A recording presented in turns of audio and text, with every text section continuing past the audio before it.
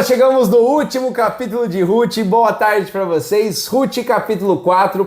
É maravilhoso esse capítulo porque vai finalizar com chave de ouro e assim confirma o que Salomão escreve em Eclesiastes capítulo 7, versículo 8.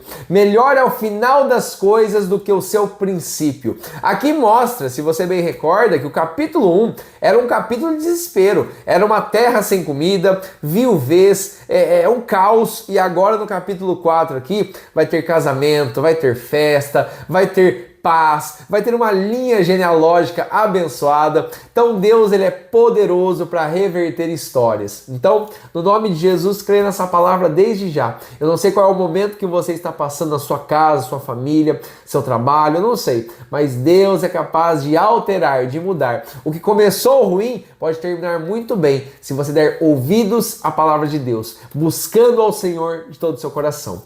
Creia nisso, tá? Vamos lá? Ruth capítulo 4, contexto para você. É o seguinte, no capítulo 3 você vai lembrar que Boaz ele vai falar para Ruth que ele precisa conversar primeiro com aquele primeiro parente mais próximo para ver se ele vai redimir ou não. Isso se chama ética cristã e é algo que eu e você precisamos praticar. Pode ser em pequenos assuntos, grandes assuntos, não importa. A ética cristã é aquela que nós precisamos resolver primeiro da maneira certa, da maneira justa, não de uma maneira egoísta, onde eu vou ter o lucro próprio. Ou seja, ele poderia ter omitido, ele poderia ter mentido, ele poderia ter feito de várias formas, o jeitinho brasileiro, né? Não adianta. Atalhos não funcionam para filhos de Deus. O Senhor os guia num caminho reto e direto, mas tem que ser feito de uma maneira justa, fiel, honesta e verdadeira. Então, isso é um ensinamento para mim e para você, que apliquemos a ética cristã nos nossos negócios, nos nossos projetos, aonde vamos, com quem falamos e com quem nos relacionamos aí, porque é muito importante isso. Sejam grandes negócios, sejam pequenos negócios, não importa. Ética é ética, e principalmente para um cristão.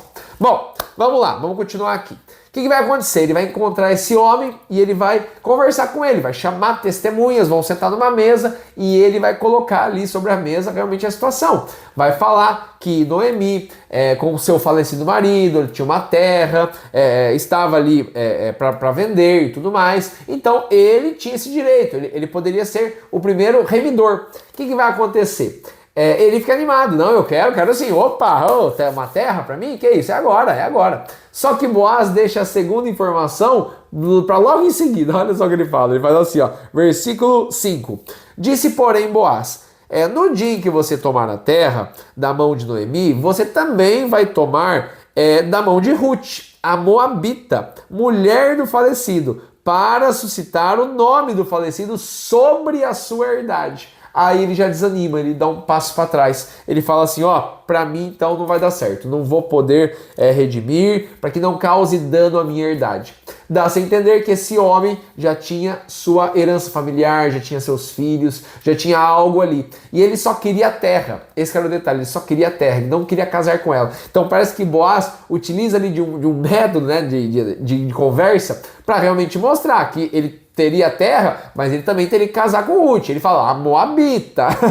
Então ele já usa ali até, a Moabita e tudo mais. Né? E aí ele vai dando ali o seu jeito. Mas acredito que não seja mais por conta desses adjetivos, mas por conta realmente desse problema que geraria com a sua própria família. Então, ou seja, se ele se casasse com Ruth, agora aquela terra seria para o filho que teria com Ruth. E não era isso que ele queria, sendo que ele já tinha filhos. Então, olha uma parte cultural, uma parte histórica, familiar aí. Se você quiser pesquisar depois, você fica à vontade sobre esse tema, mas o foco nem é esse que eu quero passar para você. O foco é para nós mostrarmos como que Deus coloca as situações certas, nos momentos certos, com as pessoas certas. Tinha tudo para dar errado. Tinha tudo para esse homem aceitar. Não, tá bom, tudo certo. Depois eu me viro, depois eu vejo. Mas não.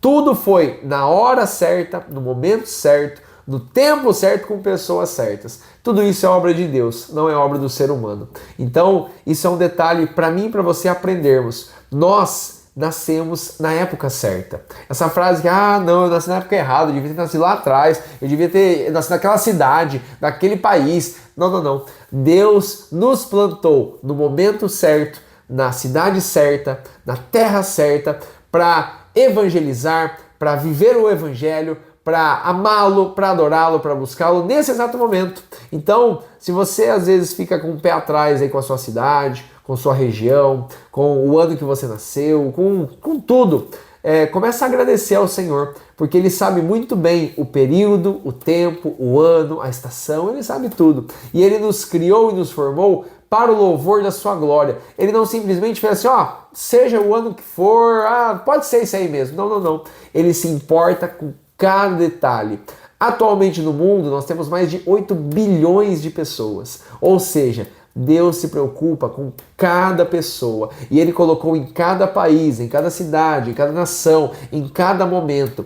Deus formou e criou todos para o louvor da sua glória. Então, eu e você precisamos ser gratos nesse exato momento por onde nós estamos e entender que toda a história que nós temos até esse momento, eu não sei quantos anos você tem, não sei qual a sua história de vida, mas nós temos que agradecer ao Senhor porque agora você está me ouvindo, agora nós estamos conversando sobre a palavra de Deus, agora nós estamos aprendendo que o Senhor é o dono da história, o Senhor é quem governa, Ele é soberano, Ele não perdeu o controle nenhuma vez, Ele não falhou nenhuma vez. E hoje, por mais um dia, nós podemos agradecer, adorar, exaltar ao nosso Deus, nosso Senhor. Assim como aconteceu na vida de Ruth, de Boaz, no momento certo, época certa, acontece com a gente também. Então, precisamos abrir nossos olhos para isso, tá? Bom, ele fala que não vai querer, então simplesmente agora Boaz já fica muito mais animado e vai lá falar para Ruth, para Noemi, e aí tudo acaba realmente dando muito certo. Eles simplesmente completam ali esse acordo. Ali fala até uma questão, olha que interessante, versículo 7. Havia um costume em Israel quanto à remissão e contrato, para confirmar todo o negócio, que o homem descalçava o sapato e o dava ao seu próximo. E isso era por testemunho em Israel. Então isso aconteceu entre o remidor e o Boaz. Então olha só que interessante. Então eles fizeram esse costume e aí Boaz agora poderia ficar com a terra, poderia se casar com Ruth e essa bênção ela ocorreu, porque o Senhor a preparou. E aí depois fala ali do versículo 11 em diante sobre as bênçãos que as pessoas vão colocar sobre eles, bênçãos geracionais, citando ali o nome, por exemplo, de Raquel, de Leia, que a família seja farta, seja abundante, seja crescente. Olha só que interessante. Fala sobre a casa de Pérez. Pérez está descrito lá em Gênesis capítulo 38, a partir do versículo 29.